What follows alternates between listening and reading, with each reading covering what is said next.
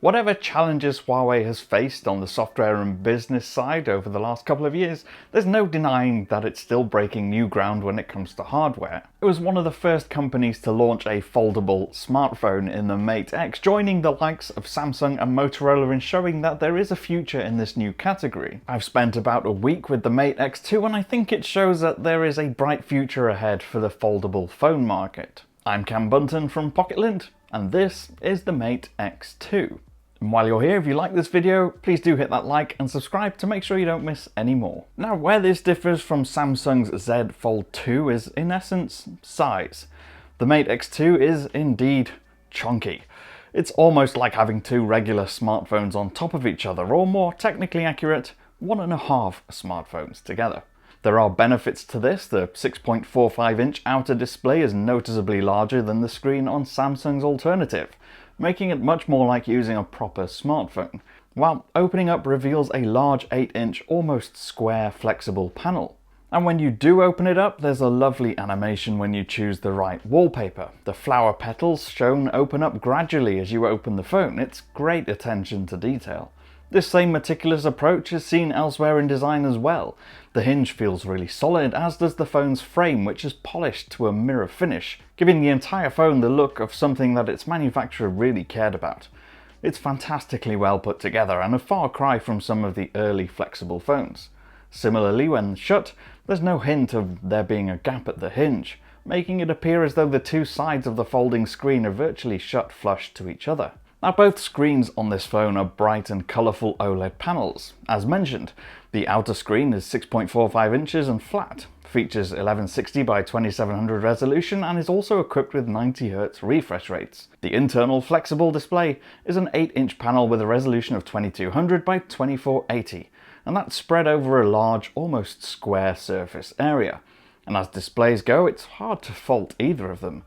They're vibrant, dynamic panels that offer smooth animation. That front screen is a good enough size that it's easy to use on its own. It doesn't feel like just a secondary display. It's one that you can use as the primary one if you want to. For those times you just want to reply to a message or quickly find something out or browse social media, it's perfectly adequate. The internal display is one of the best large internal flexible screens we've seen yet, and that makes it much more like a foldable tablet than a phone. Still, there are issues with scaling some third-party apps. We had to give up on some games downloaded from Huawei's own app gallery because key parts of the interface were cut off by the bezel. Speaking of which, the skinny bezels on the front and inside ensure that what is displayed on it is given pride of place. It's not quite edge to edge, but it's close, the only interruption being the quite large dual selfie camera that's punched into the front screen. The only problem, and one that still needs solving for foldable phones in general, is the crease. It's not especially noticeable when you're looking at the internal display head-on, but you can see it at an angle, and still feel it under the finger when swiping on the screen, although it's nowhere near as prominent as older generations. Now, in addition to those two selfie cameras, Huawei has put a proper flagship camera system on the back. There's a 50-megapixel primary camera with optical stabilization joined by a 12-megapixel 3x optical zoom camera, as well as a periscope 10x zoom camera and a 16-megapixel ultra-wide. As always, that's co-engineered with Leica. That's the same primary camera that's in the Mate 40 Pro with the same telephoto and periscope lenses. In short, it's a market-leading camera. Shots in good daylight are sharp and clear, while that 10x optical zoom means you can get clear and crisp images from really far away. It's one of the best long zoom cameras we've ever seen on a smartphone.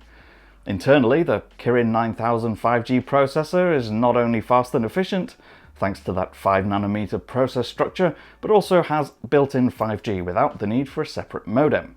Now, we all know of Huawei's problems when it comes to software. It has no Google Apps. We've known that for a while now. But with this particular unit, we weren't able to get a lot of even the Huawei optimized apps like Petal Maps and Huawei's suite of docs to work. It seems this unit is primed and ready for the China market. Those apps showed a pop-up stating they aren't available in our region, despite the fact that they work perfectly fine on my Mate 40 Pro. So sadly, I wasn't able to get a full proper feel of what it'd be like to use this every day, because even some of the basics didn't work properly. And when I tried to download APKs from Petal Search for other apps, it'd almost always show up a security or optimization warning when the phone was performing its security scan. Now, regardless of all my software issues with this phone, what Huawei is doing is still very interesting because it's showing that the future is incredibly bright for foldable phones in general. But what will potentially be exciting is when this phone gets harmonyOS. I've been using it on the new MatePad Pro and I'm actually quite liking it. Let me know if you want to see more about that tablet in a separate video in the comments below. So there you have it. I couldn't bring you a full review of this phone, but as a piece of hardware, this device is exceptional. Although it is pricey and in Western markets at least, mostly unavailable. I've been Cam, I'm at Cam Bunton on social media. If you want to follow me there, you can. Don't forget, if you did like this video, please do leave a thumbs up. It helps us a lot. Subscribe and tap the notification bell to make sure you don't miss any more of our videos. I'll see you again in the next one. Bye for now.